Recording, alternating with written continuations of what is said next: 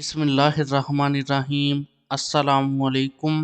شب برات اور 15 شعبان کا روزہ رکھنے کی کیا حقیقت ہے؟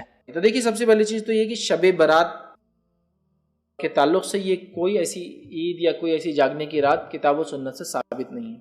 شب برات، ٹھیک، نبی اکرم صلی اللہ علیہ وسلم نے جتنی روایتوں میں بیان کیا وہ ہے نصف شعبان، 15 شعبان، نصف شعبان کی رات اللہ تعالیٰ لوگوں کو معاف کرتا، مغفرت کرتا ہے، سوائے اس شخص کی جو کینہ پرور ہو، جس کے دل میں دوسرے کے لیے برائی ہوتی ہو، اس کے علاوہ سب کو معاف کر دیتا ہے۔ یہ باتیں جو ہے یہ روایتیں حسن درجے تک پہنچتی ہیں۔ تو لہٰذا اس رات کی فضیلت یہ ہے کہ اس رات نصف شعبان کو اللہ تعالیٰ لوگوں کو معاف کرتا ہے، سوائے اس شخص کو چھوڑ کے جس کے دل میں کینہ ہو۔ اس کے علاوہ اس رات کو منانا یا اس میں اسپیشل جاگنا یا اسپیشل قسم کی عبادتیں کرنا یہ ثابت نہیں ہے۔ اب ہمارے پاس ہندوستان کے اندر بہت ساری چیزیں کلب کر دی گئی ہے۔ سب سے پہلے تو شب برات، یہ نام کہاں سے لایا گیا؟ 15 شعبان تو ہے حدیثوں میں، شب برات کہاں سے لا گیا؟ جب شب برات کا ایکسپلینیشن مانگا گیا تو بولے یہ رات نفرت کے اظہار کی رات ہے، گناہوں سے، معصیت سے، برائی سے، برے لوگوں سے بولے ہم نفرت کا اظہار کرتے، برات برات برات، ٹھیک، یہ ایکسپلینیشن دیا جاتا ہے۔ تو سوال یہ ایکسپلینیشن یا یہ بات صحابہ سے، تابعین سے، تبع تابعین، چونکہ نبی اکرم صلی اللہ علیہ وسلم سے تو ہے ہی نہیں، کہاں سے ثابت ہے؟ اماموں سے، جس امام کو ماننے کا دعویٰ کرتے ہیں۔ امام ابو حنیفہ نے کبھی اس رات کے بارے میں، اس رات کے فضائل کے بارے میں کوئی باب لکھا؟ بتائیے، سوال یہ ہے۔ تو رات کی فضیلت ہونا اس کے منانے کی دلیل نہیں ہے، ٹھیک ہے۔ فتح مکہ ہوا، الٹیمیٹ کامیابی تھی، لیکن منائیں گے کیا؟ اللہ رب العزت نے صلح حدیبیہ کو جو ہے کیا کہا؟ فتح مبین کہا، کھلی کامیابی۔ تو کیا اس دن بھی ہم کچھ منائیں گے؟ ٹھیک ہے۔ اسی طرح جو ہے ذی الحجہ کا مہینہ یا محرم، احترام والے مہینے، ان کی فضیلت ہے، تو کیا ان میں بھی اب پورا مہینہ منائیں گے؟ 4 مہینے فضیلت والے، ان میں بھی 10 ذی الحجہ کی، 9 کی اور 10 کی کیا فضیلت ہم سب جانتے ہیں، تو کیا اب ان کو منائیں گے؟ ٹھیک ہے، 10 کو تو عید ہے، وہ تو عیدین تو کوئی مسئلہ ہی نہیں، عید الفطر، عید الاضحیٰ، اس کو تو چھوڑ ہی دیجیے، تو کیا اب 9 کو بھی منائیں گے آپ؟ سوال یہ ہے۔ تو فضیلت ہونا منانے کی دلیل نہیں ہوتی، لہٰذا اس رات کی یہ فضیلت روایت نہیں ملتی 15 شعبان کی۔ اس کے علاوہ جتنی بھی روایتیں وہ من مانی، من گڑھت، بہت ساری جھوٹی ہیں۔ جیسے کہ ایک روایت آتی ہے، جو اس رات کو نصف شعبان کو جاگے، دوسرے روز کا روزہ رکھے، مطلب صبح جو ہوتی ہے، مطلب اسی دن کا روزہ، صبح جو ہوتی ہے روزہ رکھے، اس کے 120 سال کے گناہ معاف ہوتے ہیں۔ یہ روایت موضوع ہے، ٹھیک ہے۔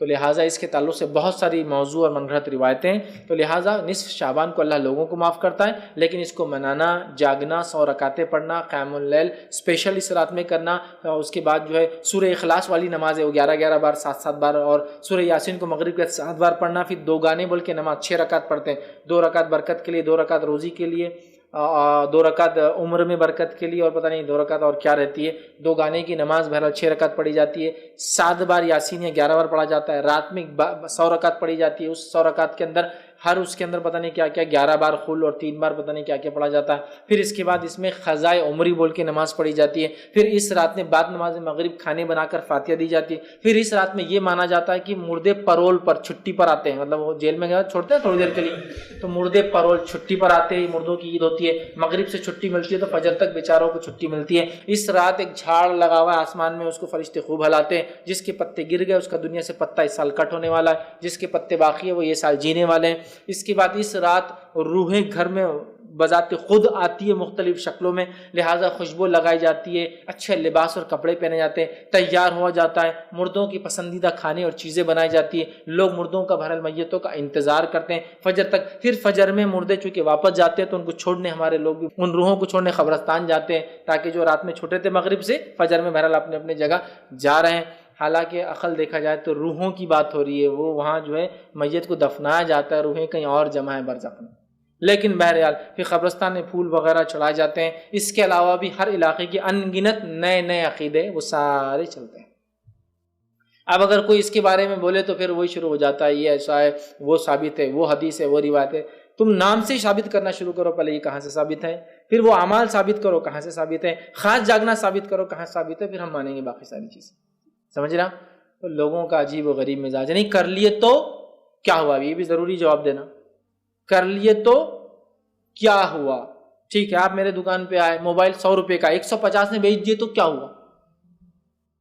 دے دو نا ایکسٹرا 50 روپے، کیا جا رہا تمہارا، کیا ہوا؟ ارے بھائی کیوں دو لیکن میں چیز کا، جبکہ پروڈکٹ 100 روپیز کا ہوتا ہے نا، کیا ہوا؟ یہ تو خیر ایک مثال دے رہا ہوں میں، لیکن دین میں کیا ہوا جو آپ سوال کریں نا، یہ انتہائی درجے سے گھٹیا سوال ہے، یہ کوشچن ہی غلط ہے. کیا ہوا کیا ہوا, چونکہ کیا ہوا کے چکر میں پورا دین کو بدل دیے, اور اب بولنا پڑا دیندار لوگوں کو یہ دین کے ساتھ کیا ہوا. جو دین پر چلتا ہے وہ بولتا ہے کیا ہو رہا ہے مسلمانوں کو, کیا حالت بنا رکھی ہے لوگوں نے, کیا کیا ایجاد کر لی, چونکہ یہ کر دیا ہم نے. کیا ہوا شب کیا 27 رجب کو جاگ لیے تو کیا ہوا شب معراج, معراج ہوا لیکن منانا ثابت نہیں. 15 شعبان کو جاگ لیے تو کیا ہوا, فضیلت ہے لیکن جاگنا یہ عبادت ہے اور یہ مردوں کی عید اور یہ فلاں چیز ثابت ہے. اچھا اب تو نیا بھی آ گیا, بولے قرآن سے ثابت ہے یہ رات, اس رات میں بولے قرآن اترا, اس رات قرآن اترا. اچھا بولے وہ انا انزلنا فی لیلۃ القدر, تو بولے دونوں بار اترا,